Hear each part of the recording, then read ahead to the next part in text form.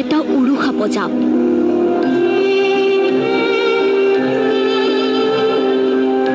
সেই পজাতে ককা আইতাৰ বাস।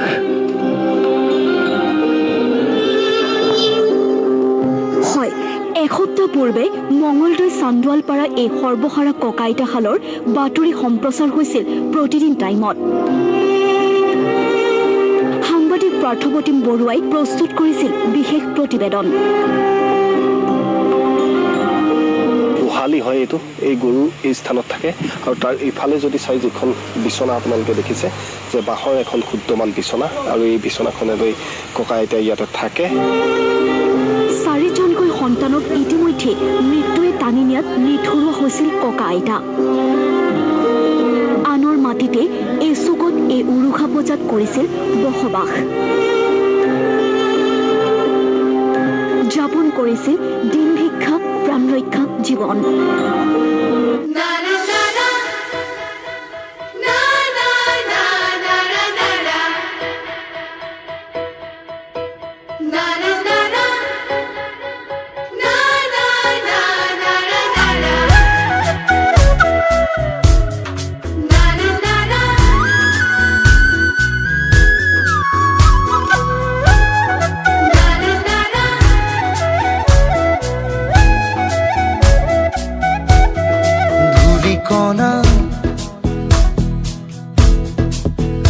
ও ঘড়ি কবিতা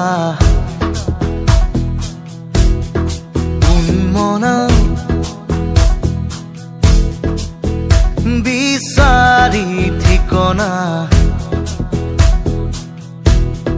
ধূলিকণা বাউলি কণিকা। মঙলদৈৰ বৃদ্ধ দম্পতীৰ কাষত সহৃদয় লোক। উৰুষা পজাত জীৱন কটাব নালাগে ককা আইতাই। নিউজ 18ৰ বাতৰি চাই ককা আইতাৰ ঘৰ সজাই দিলেহি বিভিন্নজনে। জীয়াই থাকিবৰ বাবে সংগ্ৰাম কৰা এইহাল ককা আইতা। মঙলদৈৰ এই বৃদ্ধ দম্পতীৰ 3 সন্তানৰ মৃত্যুৰ পিছতে 15 বছৰে দুৰ্বিষহ জীৱন যাপন কৰিবলগীয়া হৈছিল।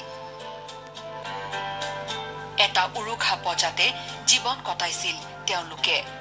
এমুঠি খাই এমুঠিৰ চিন্তা কৰিছিল এই বৃদ্ধ নিউজ 18ৰ যিটো সংবাদ, এই সংবাদৰ পিছত আমালৈ ৰাইজৰ বিভিন্ন ধৰণৰ সহায় সহযোগিতা আগবাঢ়ি আহিছে।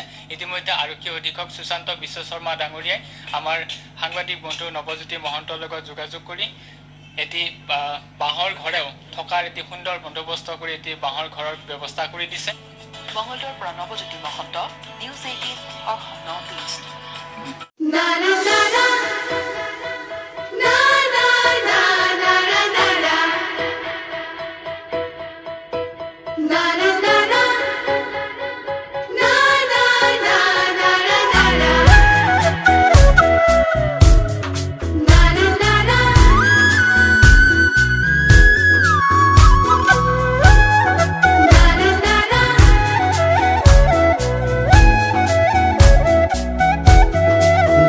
কণা